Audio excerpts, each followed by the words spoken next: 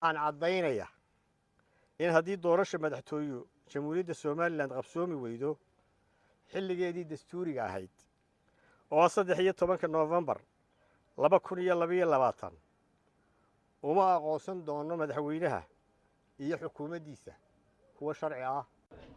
كل أربعينات كيسانو كو قبتي هالكا وهو يقول كده جي كده هرجيسة دكتور عبد الرحمن محمد عبد الله عرو مشرح مدحوينه حزب جماعة كوضاني أي وحو سي أدق ودا ليلي وقامين تحلي كان مدحوينه بيه حكومة ديسة وحو سي جرو سوقاتي أريمها دور شوين كوت المامي إن حلي كان أنا ديار كاهين حكومة دويني كير جلسوا كده هالدلكا هاي سوقي وينا وقبتي شغالان بحسن هذا هاي معمول حمو يده فرنان لان dimuqraadiyaddii iyo xorriyatul qowlkii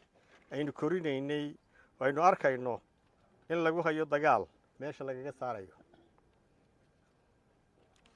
oo lagu curyaaminayo waxaa nasiib darro ah iyo dhaxal xumo weyn in 30 sano ka bacdi qarankeenu jiray aynu ka warwarayno in dimuqraadiyaddii iyo xorriyatul qowlkii tiirdhexaadka u ahaa dawladnimadeenna casriga ah ee aynu dhisannay dawladnimona aynu ku doonayno in maanta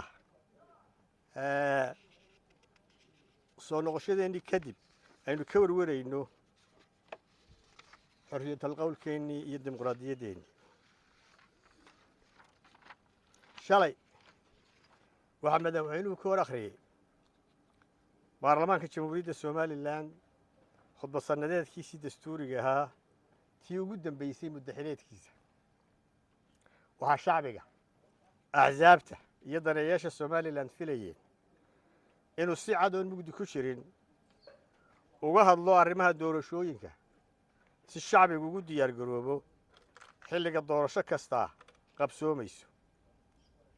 doorashooyinkaana ay ugu mudan tahay uguna soo horrayso doorashada dastuuriga ah ee madaxtooyada oo ku beegan 13 Noofembar 2022 muuse mowqif cadis kama taagin arrimaha doorashooyinka inkasta oo golayaasha qaranka ka hor sheegay in doorashooyinka xilligooda ku qaban doono shalay wuxuu malaawaalay waxaan jirin ama aan hadda oolin ama iman doona oo ay suurtagal tahay in doorashooyinku dib ugu dhacaan awgood arrintii ugu horreysay ee malaawaalkiisa maanta ayuu soo saaray wareegto ah tallaabadii koowaad ee kala dirista guddiga doorashooyinka qaranka ee madaxa bannaan taasoo macnaheedu yahay kow dalkan doorasho kama qabsoomi doonto doorasho madaxtooyo iyo mid kale toona jadwalkii diiwaangelinta ee ay ku heshiiyeen madaxweynaha axsaabta qaranka iyo komishanka qaranku waan laalay keligii diiwaangelinta codbixiyayaashu ma qabsoomi doonto dhammaan xeerarkii doorashooyinka waan laalay dalku wuxuu qaaday jidkii digtaatoriyadda iyo sharci darrada taasoo horseedi karta cawaaqib xumo aan somalilan mahadin doonin mas-uuliyaddeedana waxaa qaadi doona muuse biixi dhammaan taageerayaasha xisbiga waddani waxaan ugu baaqayaa meel kastay joogaan inay u diyaar garoobaan tallaabo kasta oo dalka lagu soo celiyo nidaamkii doorashooyinka ku dhaqanka shuruucda iyo dastuurka axsaabta mucaaradka ahi waxay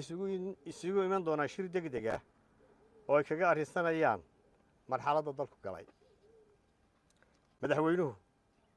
wuxuu shalay ka sheekeeyey shax la ciyaaro inkastoo uu maanta god abaareed degay shaxdu maaha wax masiir umadeed lagu metelo siyaasadduna maaha khiyaamo mana aha been iyo dhagar la maleego siyaasaddu waa hoggaamin run ah oo lagu sugo nabad xasilooni nolol horumar iyo midnimo qaran xisbiga waddani wuxuu u darban yahay inuu xaqiijiyo hanka himilada iyo hiigsiga shacbiga jamhuuriyadda somalilan